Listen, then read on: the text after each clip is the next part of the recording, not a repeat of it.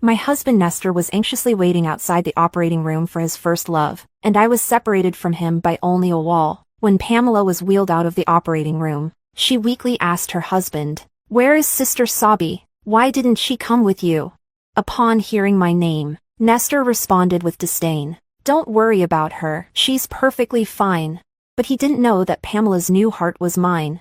Chapter 1. The nurse covered my corpse with a white sheet, announcing the end of my life. Although I was clearly dead, for some reason, my soul remained hovering in midair. I watched as the doctors busied themselves in the operating room. I watched as Pamela's vital signs finally stabilized, and the doctors wheeled her out of the operating room. Instinctively, I floated in her direction. Nestor was pacing at the door, his brows furrowed, his fingers unconsciously tapping the phone in his pocket. When he saw the doctor come out, he quickly stepped forward, his voice revealing his concern. "How is she?" The doctor stopped to address him. The surgery was a success, thanks to the timely heart donation. Nestor's face relaxed slightly, and he finally breathed a sigh of relief. "Do you know who the donor is?" "I would like to thank the family," he asked. Catching up with the doctor shook his head. "I'm sorry, Mr. Zhou. The donor requested anonymity, so we cannot disclose that information." Nestor nodded. "All right. If Nestor knew it was my heart that was given to Pamela, I wonder how he would react. Would he be happy that Pamela could live well, or would he be saddened by my death?" Thinking this, my chest suddenly felt a bit tight. How could I still feel something after death? I smiled self-deprecatingly. Soon after, my corpse, covered in a white sheet, was also wheeled out. I passed right by Nestor in the hallway. For some reason, he suddenly looked back, appearing momentarily dazed. Then he turned back and followed Pamela into the ward. Pamela was still asleep, and Nestor stayed by her bedside, waiting. I floated between them, like a third wheel. Realizing this, I retreated a bit. I suddenly remembered when Pamela once yelled at me, "Sabrina, if it weren't for your scheming, I should have been the one to marry Brother Nesto."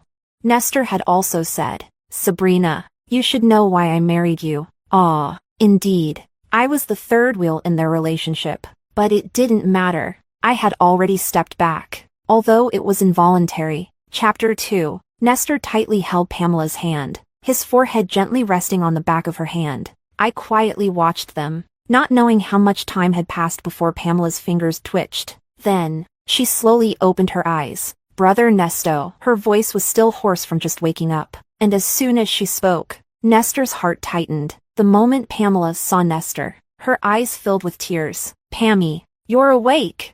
Nestor quickly pressed the call button at the bedside to summon the doctor. "Brother Nesto, I thought I would never see you again." Tears streamed down Pamela's pale cheeks, making her look pitiful. Nestor's eyes were full of pain as he gently patted Pamela's hand. "No, everything will be fine now. You will recover." Seeing their affection, a surge of hatred rose within me. "Everything is fine for you. But what about me?"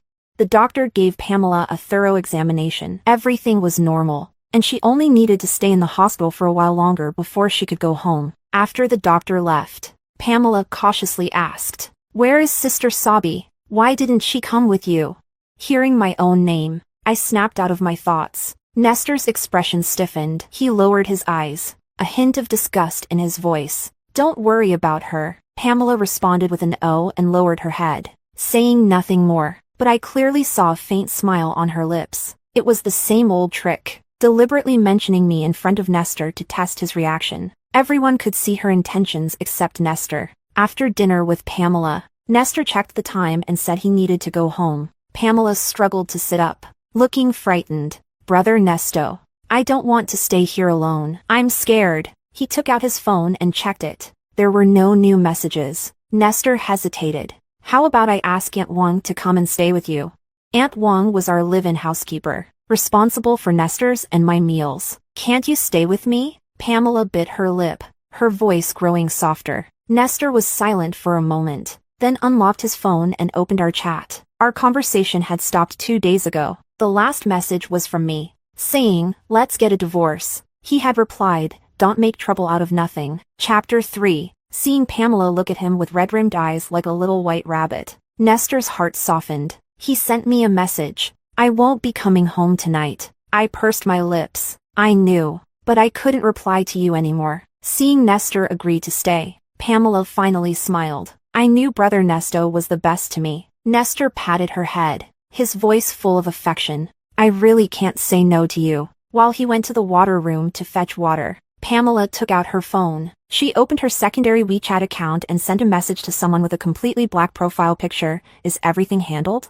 The reply was almost instantaneous. Don't worry. Everything is taken care of. A cold gleam flashed in Pamela's eyes. Dying and giving me her heart. At least she died for a good cause. So, she not only knew I was dead, but was also involved in my death. Looking at my semi-transparent body and the smug Pamela, a surge of hatred rose within me, but there was nothing I could do. I could only watch her act sweet and innocent with Nestor, living well in this world with my heart. When Nestor returned with a thermos, he sat in the chair and began peeling an apple for Pamela. However, he seemed a bit distracted. His gaze kept drifting towards his phone, which was set aside. When the phone suddenly rang, it startled him, and the fruit knife nicked his fingertip, but he didn't bother to tend to the cut. Instead, he walked to the window to answer the call. Hello, Sabi. Yes, I won't be coming home tonight. What? She hasn't come back either? Nestor's face changed slightly. I understand. He hung up the phone. Pamela saw this and quickly wrapped his finger with a tissue. What happened? She asked. Nestor shook his head. Something came up at the company. I need to go. I was taken aback. The call was obviously from Aunt Wong. So why was he lying? Pamela didn't seem to notice Nestor's odd behavior and nodded obediently. All right. Go ahead then. Nestor picked up his suit and walked to the door. As he reached the door, he turned back and said, Rest well. I'll come see you tomorrow. My heart stirred, and I decided to follow him out of the hospital. I wanted to see where he was going. Chapter 4. On the way home, Nestor drove, his face serious, seemingly preoccupied. Whenever the light turned red, he would open our chat. Seeing no reply from me, he sighed and put the phone down. I was confused. What was he thinking? Was he expecting a reply from me? But he clearly despised me. To be honest, our marriage was an accident. We were schoolmates but in different years. He was 2 years ahead of me, and it was he who helped me when I was bullied in school. I had a secret crush on him but never dared to disrupt his life. After Nestor graduated, I heard he joined the family business and had a bright future. Knowing I wouldn't cross paths with him again, I buried those feelings deep inside. Not long after, my father fell into debt and committed suicide by jumping off a building. My mother couldn't handle the blow and soon passed away. To pay off the debt, I worked during the day and took on a night job as a hotel maid. The next time I saw Nestor was at the hotel. He was drunk and unconscious, being carried into the presidential suite on the top floor, and I happened to be cleaning the restroom. By chance, I overheard a phone conversation outside. The drug is in. Hurry over. The room card is in the door gap. Then they left. I knew this wasn't something I should get involved in, but after confirming there was no one outside, I was about to leave. But before leaving, I glanced back and saw that the person lying on the bed was Nestor. His face flushed. He frowned, his eyes closed, and his long lashes cast shadows on his face. Should I help or not? He once saved me. Could I just leave him drugged here? After hesitating for a moment, I took the room card from the door gap and locked the door from the inside. I poured a glass of water and walked to the bed, trying to wake Nestor. When Nestor opened his eyes, he was groggy. He looked at me and suddenly called out, Sabrina? I was stunned. Did he recognize me? Chapter 5. His expression quickly turned dazed again. Senior, have some water and take a shower, okay? I tentatively reached out and patted his shoulder, but Nestor grabbed my hand and pulled me forcefully towards him. After a dizzying moment, I found myself pinned under him on the large bed. He leaned in close, his breath hot against my skin, burning away my reason. My heart pounded wildly. Senior, please wake up. I kept pushing at his shoulders, but he was beyond reason. His scorching kiss landed on my lips. My mind went blank, and I heard the last thread of my sanity snap. Everything spiraled out of control. Faintly, I heard urgent knocking on the door. Nestor cupped my face. Sabi, focus. I didn't know how long it lasted, but eventually, I fell into a deep sleep, waking only when daylight filled the room. Recalling last night, I sat up in fear. Seeing Nestor still asleep beside me, I wanted to sneak out, but my movements woke him. He squinted at me for a while, seemingly trying to recall what had happened the night before. What happened? His face grew darker as if he remembered something. My heart tightened, and I stammered. It was an accident, but he didn't want to hear my explanation. He coldly said, "Wait for me outside," and went into the bathroom, putting on a bathrobe. I bit my lip, feeling endless grievances. Why did he treat me this way? It was his loss of reason, so why did I have to bear the consequences? When he came out, he threw a bank card onto the coffee table. 1 million. Let's pretend nothing happened yesterday. I stared at the card, feeling a mix of emotions. With a hoarse voice, I said, "No need. Nothing happened anyway." Then, I opened the door and left the room. In the elevator, my legs felt weak, barely able to stand, and tears finally streamed down my face. Chapter 6. Forget it. I'll just consider it as repaying him for saving me. After crying my heart out, I consoled myself. To avoid any further trouble, I resigned from the hotel that very day. However, in my panic, I forgot to take the morning after pill. The next month, when I realized my period was late, I bought a pregnancy test kit out of a faint hope. But the 2 red lines on the stick sent my mind reeling. To make matters worse, on the day I went to the hospital to schedule the procedure, I ran into Nestor. He walked past me in a hurry, bumping into me, causing my papers to scatter everywhere. As he helped pick them up, he apologized, but then froze when he saw my name and the abortion form. Nestor looked up at me in disbelief, meeting my evasive gaze. "You're pregnant?" I stammered that it was none of his business and turned to leave, but he grabbed me. "We need to talk." Thus, under the arrangement of fate, I married him while carrying his child. He paid off all my high-interest debts. After marrying him, I found out about Pamela, his childhood sweetheart. They had been engaged, but I had inadvertently come between them. However, the baby didn't survive. 4 months into our marriage, Pamela's constant provocations finally made me angry for the first time. She called my unborn child a bastard. She called me a wretch without parents. I tried to stay calm, but she pushed me from the second-floor staircase. In excruciating pain, I saw her face twist into a malicious smile. Then she clutched her heart and fell to the ground. By the time Nestor arrived at the hospital, our baby was gone. I sat on the bed in tears, but Nestor's face was dark as he questioned me. "Do you know that Pammy has a heart condition? She can't be stressed. What did you do to her?" I widened my eyes in disbelief. "I didn't do anything. She pushed me. Our baby is gone." But Nestor pursed his lips, looking at me coldly. "Pammy is a kind girl. She wouldn't do such a thing." "Sabrina, you disappoint me." With that, he left without looking back. Chapter 7. Since then, the only bond between Nestor and me vanished. He never touched me again, and his attitude towards me remained cold and distant. Pamela was pleased with herself, playing the innocent neighbor girl in front of Nestor while bullying and insulting me whenever he wasn't around. "Just wait. I will take him back," Pamela said arrogantly, but I never thought she would use such means to take Nestor back. And in the process, she also took my heart. I had already signed the divorce papers. I had planned that once Nestor signed them, I would leave the city without hesitation. However, she had no intention of giving me that chance. Early one morning, Pamela tricked me into leaving the house. She told me Nestor was in trouble and that I should go to Genhua Road and wait for her there. Although Genhua Road was remote and I had some doubts, I still went because it was about Nestor. To my surprise, when I arrived, I was met with a premeditated car accident. I don't know when Pamela set her sights on my heart or how she managed to forge my consent form for donation, but as a person without family or connections, my disappearance wouldn't matter to anyone. She succeeded. Chapter 8. I closed my eyes for a moment as Nestor suddenly braked the car. Oh, we were home. As soon as we entered, Aunt Wang greeted us, saying to Nestor, "Sir, Madam hasn't returned yet." Nestor frowned. "Got it. When did she leave?" Aunt Wang recalled. "It was around 8 in the morning. She got a call and then went out." Nestor nodded, indicating for Aunt Wang to continue with her work, then turned and went straight upstairs to my room. The room was just as I had left it. Nestor checked my wardrobe and found all my clothes and luggage still there, which gave him some relief. He sat on the sofa, took out his phone, and sent me another message. Where did you go? How strange. Why was he so intent on finding me today?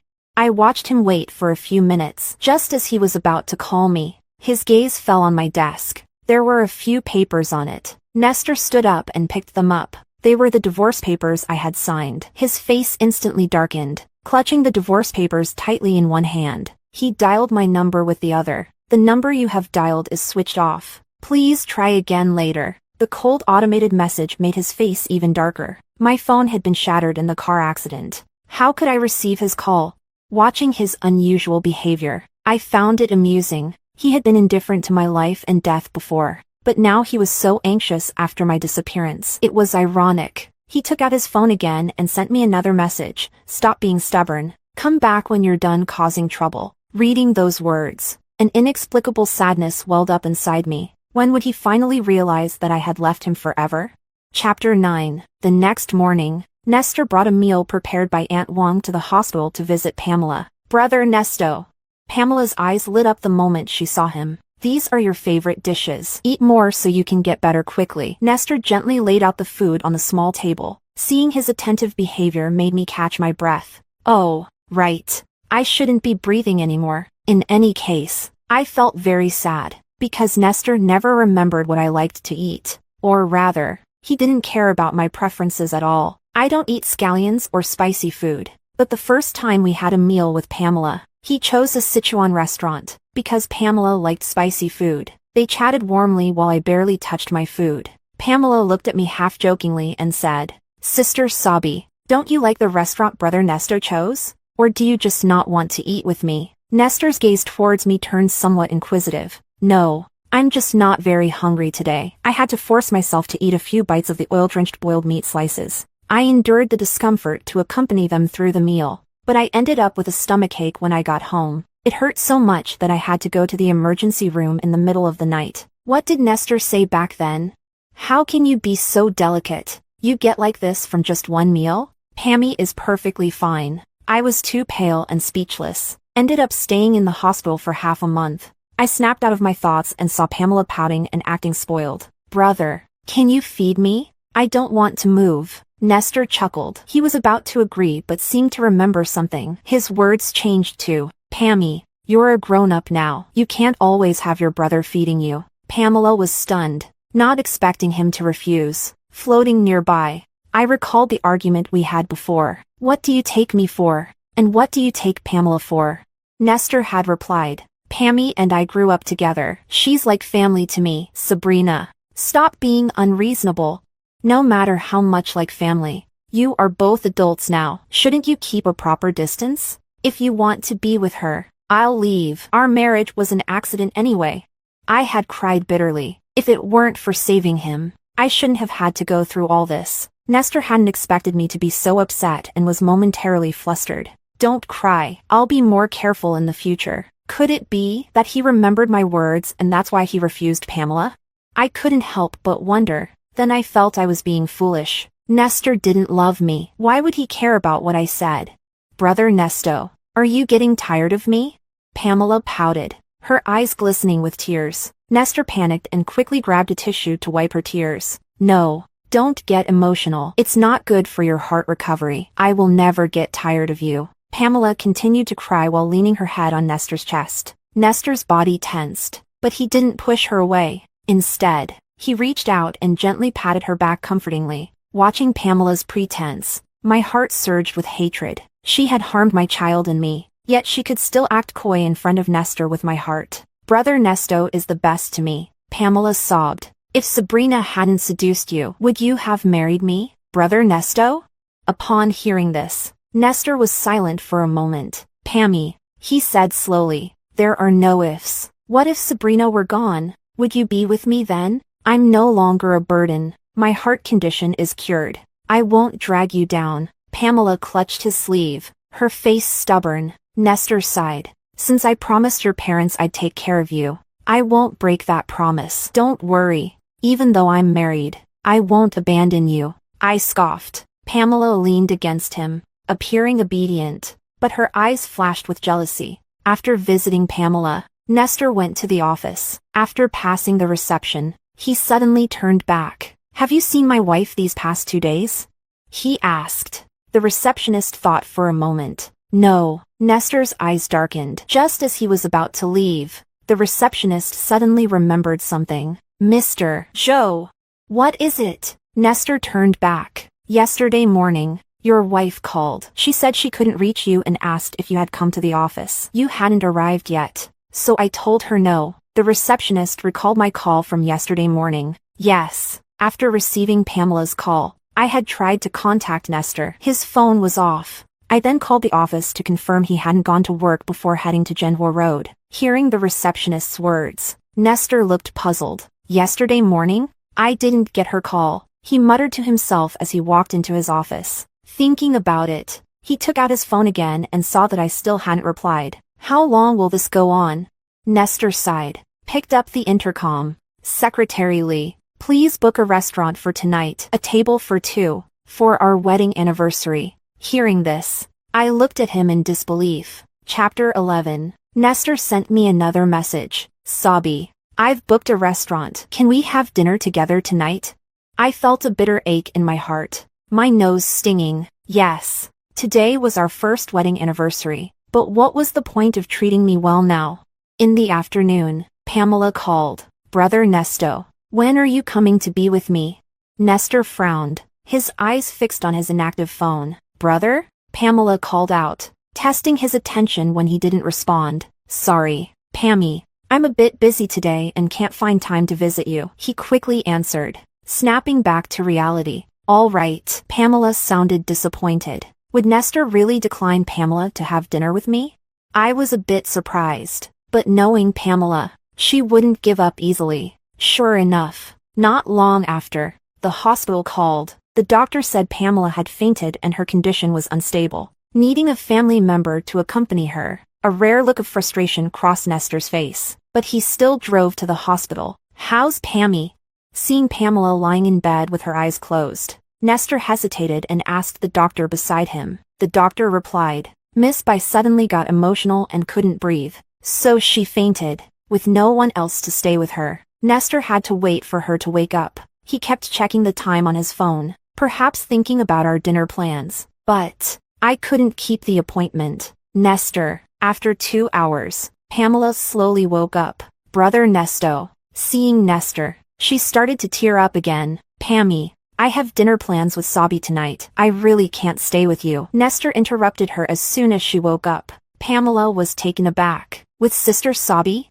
Yes. She hasn't replied yet, but I can't leave her hanging in case she shows up. Nestor nodded. Pamela lowered her head, a subtle look of mockery flashing in her eyes. I guessed she must be thinking, Sabrina is already dead. How could she show up for dinner? Rest well. Nestor stood up to leave. Brother Nesto.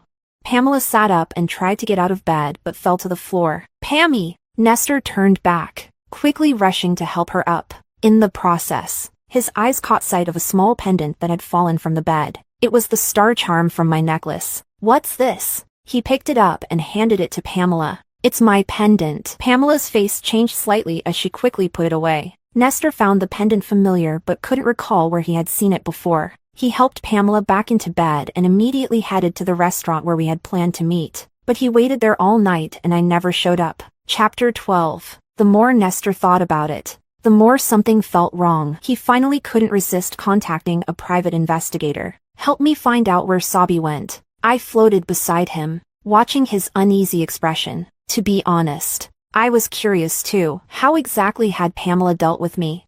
The private investigator quickly responded, reporting that there were no records of me buying tickets at the airport, port, or train station. The last time surveillance captured me was when I hailed a taxi in front of our house. Reading the investigator's message, Nestor felt a sinking feeling in his heart. A hint of panic appeared on his face. Track that taxi. The taxi was legitimate, and the driver was quickly contacted. The driver said he had dropped me off near Genwa Road, but knew nothing more. There was no surveillance in that remote area. Genwa Road is so remote. What was she doing there?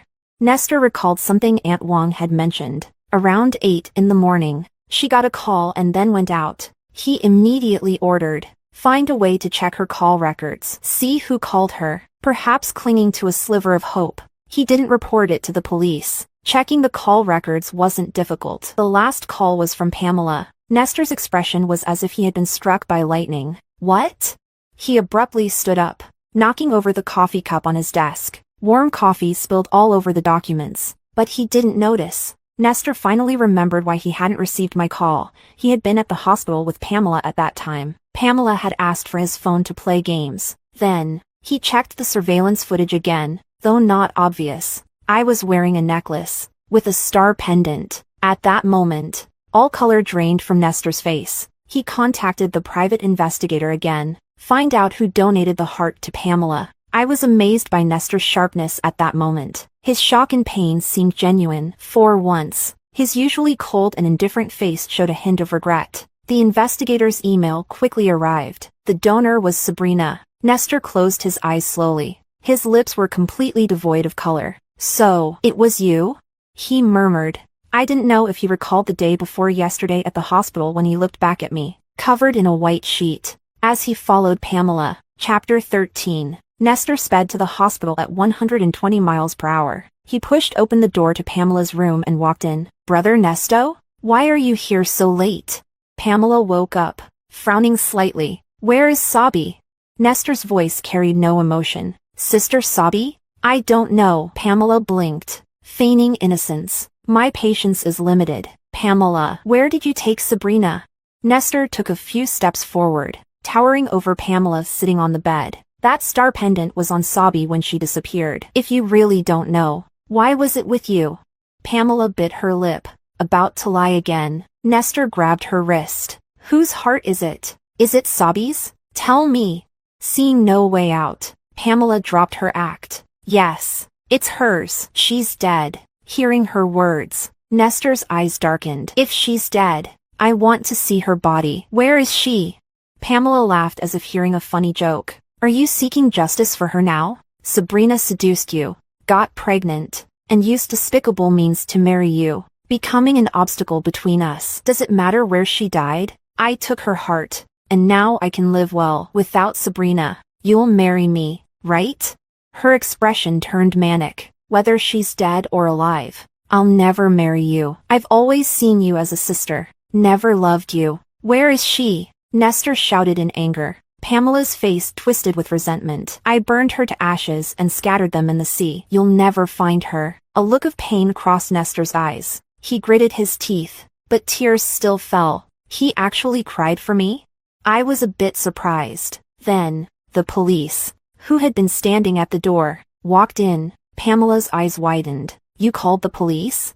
Nestor looked at her with nothing but hatred. Of course, but I won't let you die. After all, the heart beating in you is still Sabi's. Chapter 14. Pamela's words were probably true. She had taken care of everything so thoroughly that my body was completely gone. But Nestor didn't believe it. He frantically searched everywhere for my body. If I could speak, I would tell him to stop. Late affection is worth less than grass. He never loved me. So why act so pained now?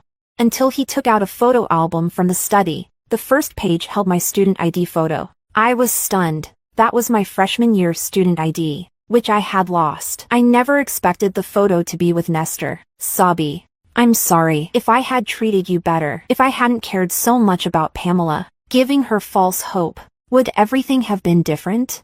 Nestor stared at the photo in a daze. Then, he placed the photo and my star pendant into a small box. Sabi, you probably don't know, but I've always loved you. His eyes were red as he hugged the box, muttering to himself, even though you didn't love me, I kept you by my side, fearing you'd leave. So I kept testing and hurting you, ultimately causing your death indirectly. I was wrong. He loved me?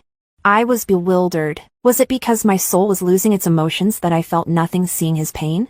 Nestor bought a plot of land, burying the box with the photo and pendant in it. It was my cenotaph. From that day on, he visited my grave daily with a fresh bouquet of lilies, sitting there for half the day, drinking and rambling about the past. It turned out Nestor knew I wasn't the one who drugged him, and the drug didn't affect him enough to lose all reason. He realized it was me and decided to go along with it. But afterward, he couldn't face me, so he wanted to cool down. Unexpectedly, I quit and disappeared for a month. He searched for me everywhere until he found me at the hospital, about to have an abortion, which made him desperate to take me back and marry me. Regarding Pamela pushing me down the stairs, he truly believed it was an accident. Pamela's parents had done him a favor, and before they passed away, they entrusted her to his care. There was never an engagement between them. As Pamela claimed, Nestor just didn't want to stress Pamela's weak heart, so he protected her. But no matter what he said,